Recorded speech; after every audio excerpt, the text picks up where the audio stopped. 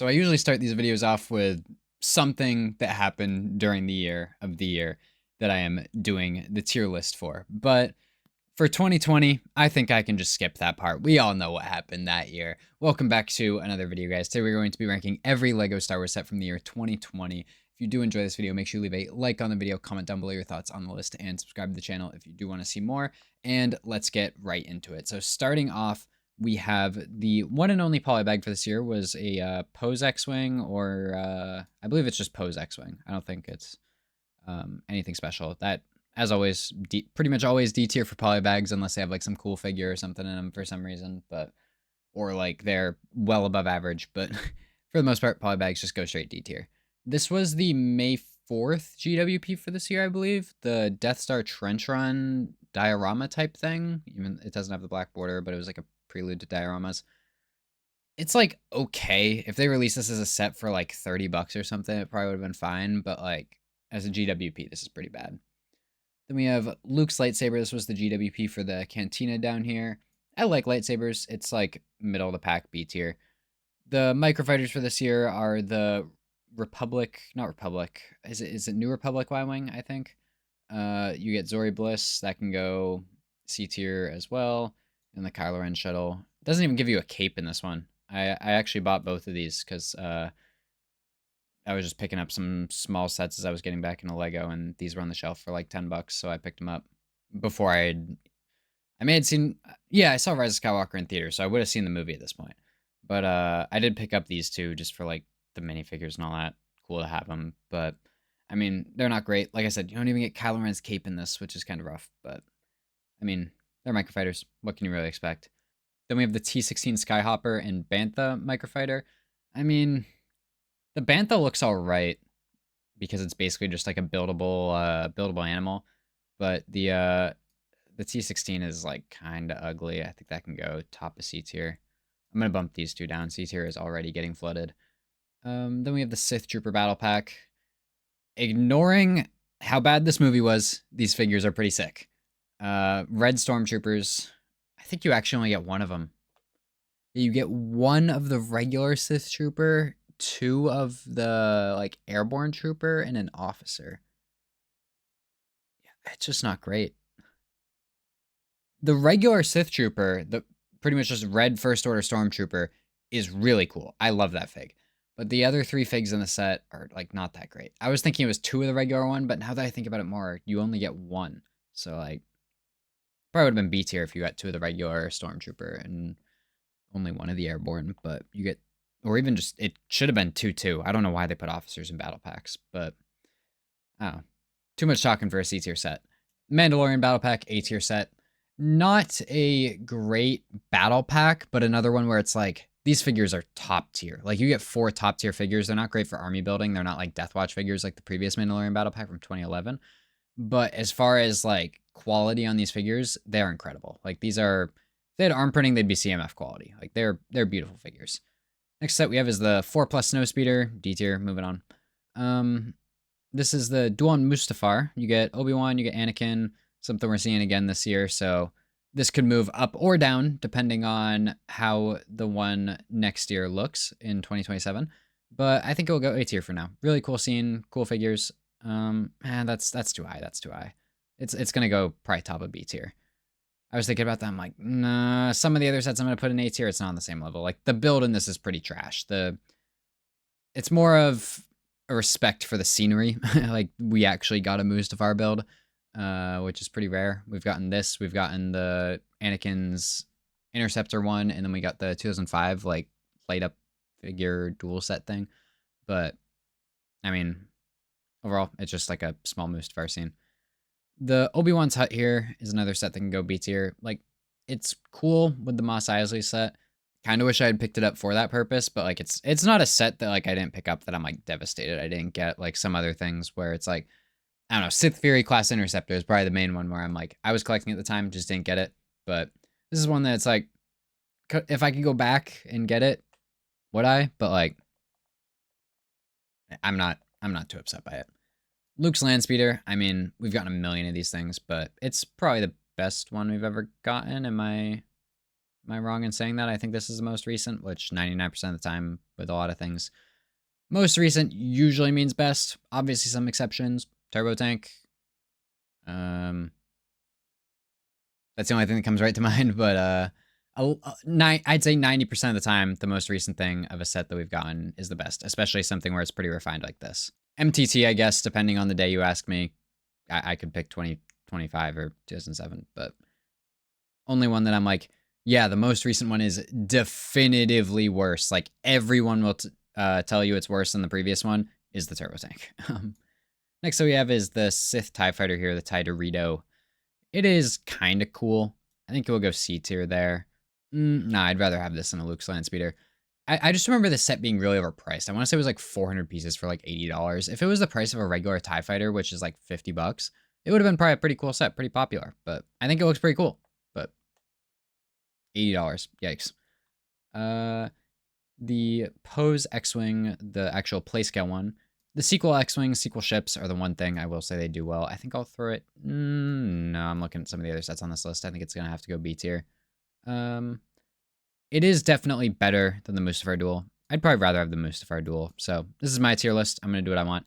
The set is probably like... It looks good, but like just not exciting to me. But whereas the Mustafar Duel is. But this set is definitely a better build than the Mustafar Duel. Now the helmets. These you either love or you hate. And I am the type of person that loves them. So TIE Fighter Pilot is going to go A tier. Stormtrooper helmet is going to go B tier. And Boba Fett helmet is going to go A tier as well. They're not my favorite 18 plus line. My favorite non-UCS, non-MBS 18 plus line is the MIDI scale. I do kind of like to separate those because there's like the $50 to $100 18 plus lines, and there's like the $200 plus 18 plus lines. And I kind of group those differently. The MIDI scale is my favorite. Helmets are my second favorite. But overall, these are some really, really nice sets. And that TIE Fighter Pilot is crazy rare now. I'm so happy I have it. The buildable, is this Dio? I want to say is his name. It's in the Rise of Skywalker. I don't really know. I mean, it represents what he's supposed to look like pretty well. But similar to other sequel sets, it's just not very exciting to me. It can go there. 501st Battle Pack. Now, I think I just kind of have to put it S tier based off of like what it represents. It was like a huge thing at the time. The troopers are great. The builds are solid. Like, yeah, it was the first super battle pack type thing, and it was like, yeah, they could obviously charge more for it. Like they knew they could charge more for it. They charged $30, but getting this thing at $24, I bought 20 of these things. Like this is a great set. I love it. But I mean, if it was like objective, it would probably be A tier, but like just based off of what this set means to the Lego Star Wars community at the time, has to go S tier. Anakin's Interceptor here can go A tier. Really nice looking set. Only downside is that Anakin minifigure. I believe they reused the Mustafar Duel one. But other than that, great set. They changed the head, obviously, for the little microphone, but I believe the torso is the same. The AAT here is pretty nice. At the time, it was very hyped up because it had the 322nd Trooper in it, as well as Ahsoka was a good figure, but more so the 322nd Trooper because we had Ahsoka previously. But I believe this, well, it's the only, not the only actually. There's the lightsaber duel set, but at the time it was the only way to get Clone Wars Season 7 Ahsoka. Figures are great. Build is all right. I think you can go B tier there. It's like the Knights of Ren transport or something like that. These sequel sets I'm gonna be a little rougher on as far as remembering their names and all. You get a couple of the Knights of Ren, which actually do look really cool, and the build is kind of cool looking, but I do know that it's like the entire bottom is like empty. Like this looks like the entire part here you'd be able to like place figures in. It's not. It's like you can place a figure like here, I think, and the rest of this is just like a shell basically. So I think it's gonna go right above the TIE Dorito. General Grievous the Starfighter. Ooh, this one, it's gonna go top A tier. I don't think it can go quite S tier because the same as the Anakin figure here, they reused the Obi-Wan figure, and it probably should have come with Phase 2 Cody, but the Airborne Trooper's cool. Like, I'm not going to be like, oh, we should have gotten this, so the thing that we got sucks. Like, the Airborne Trooper's great, but should have been Phase 2 Cody. The Grievous is great. The Obi-Wan is not so great, but overall, great set. The Starfighter's beautiful. I have it somewhere up there behind me. But Great set, just not quite A tier because it does have, or not quite S tier because it does have some problems. The AT-AT, this is the best play scale AT-AT we've ever gotten. Easy S tier, looks great, have it right up there. If you can't get the UCS one, should have gotten this one, but it's a beautiful set, has a great fig lineup, and overall, just like I said, best AT-AT ever made. The one this year is given a little bit of a run for its money, but I still think I prefer this one by a little bit. Next up we have is the Death Star Duel here. This was a very close remake to the 2015 one. I don't remember where I ranked that one, but I think I'll put it B tier here. It looks solid, but just it was outdone by the diorama a couple years later and outdone again by the UCS Death Star last year. So it's a B tier set. Like, it looks fine, but just been redone better. Kind of similar to the Razor Crest here. We've seen, even with the most recent Playscale one, how good of a Razor Crest they can really make. Can I put this in between these two sets, please? Thank you. I mean, the fig lineup is pretty nice. The build is, like, decent, but it's somewhere over there. I don't think it's visible, but you might be able to see the yellow. I think you can see the yellow poking, like, right there, of the new Razor Crest. That one, other than the size, like, it's slightly smaller, is just better in every way. It's way sleeker. Fig lineup, in my opinion, is better. Like, it's just great. But this one, it's still solid. It's just one of those ones where it's like, yeah, we got a new one 5 years later and it looks better. Like, what are you going to do? This is, it's like the Resistance transport ship or something like that. This was like a Galaxy's Edge set. It was dumb. Like, it looks fine. It's just like not from anything. I think you can go top of C tier. It's better than the sequel sets. Next up we have is the Bespin Duel, another set we're going to be getting next year that they're probably going to outdo, but I actually do have a funny story about this one. I got my hands on this. I actually got my hands on 2 of them. I ordered one, order went through, didn't get any sort of confirmation because the website was crashing, because this was supposed to be the San Diego Comic-Con promo, I believe, and the website kept crashing. So, because it was a promo, and it was really hard to get, the website was like crashing, try to go through, it would crash. So, apparently at some point, one of my orders went through, and I didn't notice, so I placed another one, and then I contacted them the next day, and they said, oh, we already shipped it out, all that, like, or like your order was already, I think it's in warehouse is what they call it at LEGO when it's at the point where you're not able to cancel it anymore. And I was like, well, whatever. They're like, you can return it once you get it. I got it. I was like, I'm not driving to the post office to return a set for $40. Like, I'll just keep it. It's still sealed in my closet. I'm probably never selling that thing, but cool to say that I have one built and one sealed of probably a pretty rare set at this point.